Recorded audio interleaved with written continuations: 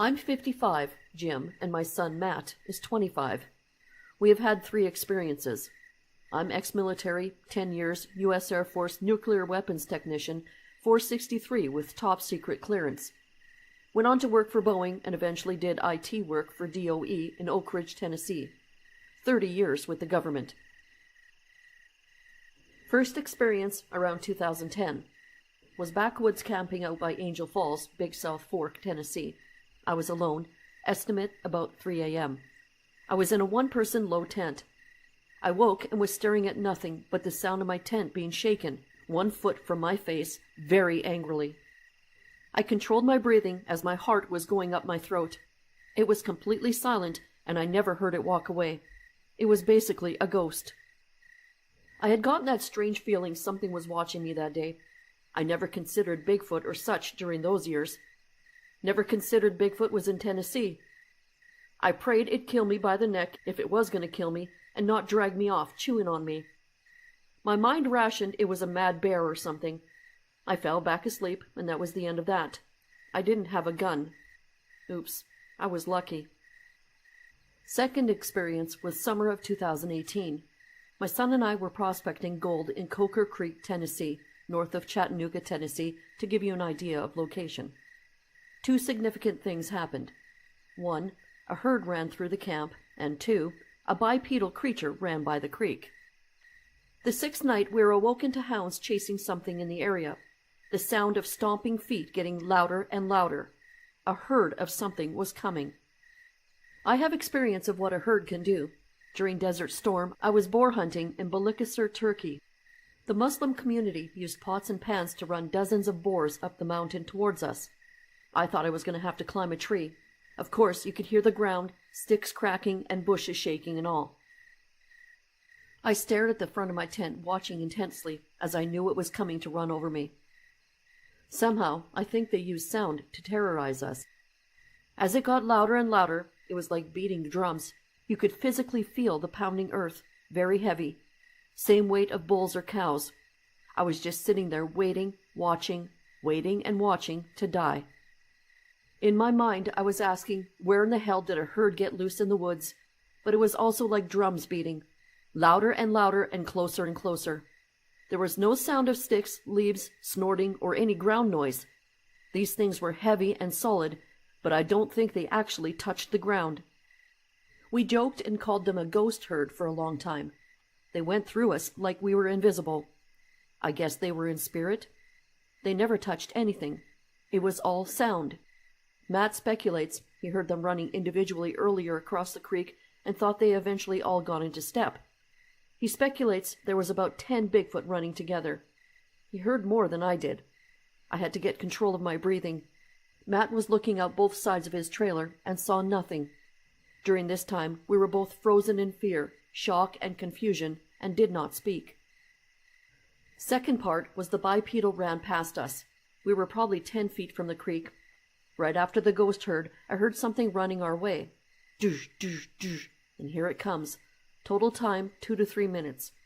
As it got closer, it got louder and so clear. It was not splashing or dredging water. The dogs were quiet at this time.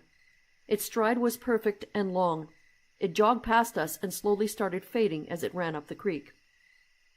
It was amazing because the creek was 3 foot or better in places, and it did not slow or miss a step. It was perfect and clearly large steps. It sounded like it was making 5-foot increments or better.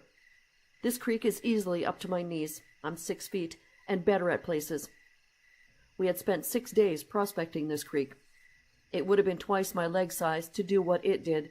It was an individual.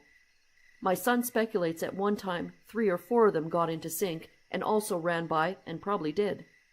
They are perfection creatures, highly intelligent and so smart. We are just dumbasses compared.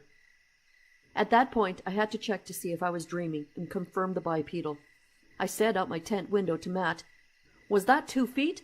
Matt said, "Yeah. What about the herd?" I said, "Yeah, I heard that, but that was 2 feet, right?" "Yeah." I was so excited about how clear the bipedal runner was.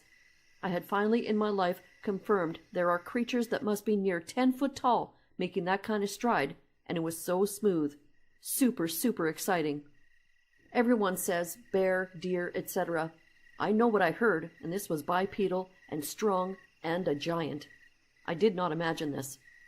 This entire event that night went on for an hour or more. At times, the dogs ran something up the creek, and you could hear the dogs dredging water. It was very clear. I felt they were playing with the dogs, but occasionally the dogs did get in trouble. The dogs had been chasing things every night that week, but this was the first night they ran it by us. At one point, we heard a dog get kicked and go silent. It had a hoof bark, and its air was knocked out. Then the silenced dog. We figured Bigfoot picked it up and covered its mouth, because we eventually heard it barking at the other end of the creek.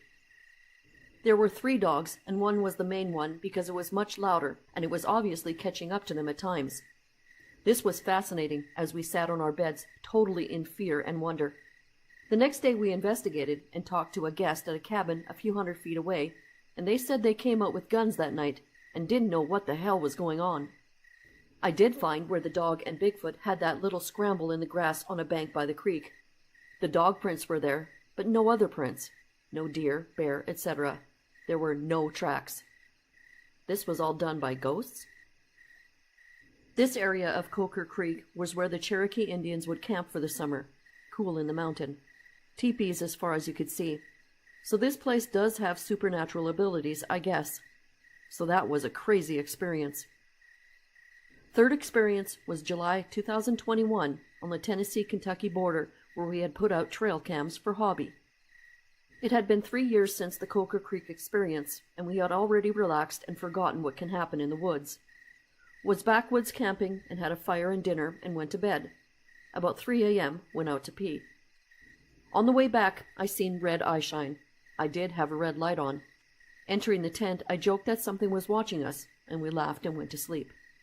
I awoke to the top of the trees roaring as they were being shaken to hell. If I had tied a rope to the ball of my 4-wheel drive Chevy and tied it high on a tree, I could duplicate it.